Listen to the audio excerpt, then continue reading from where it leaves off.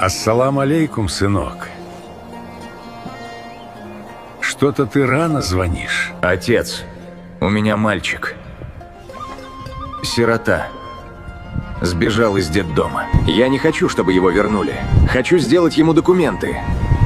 У нас есть кто-нибудь в Москве, кто сможет помочь? Позвони Хасану. Скажи от меня. Тебе позвонит Аслан.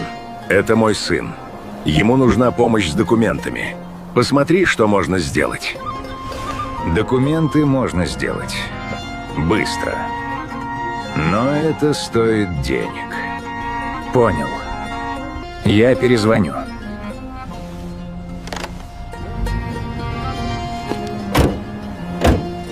Ласточка моя, береги ее.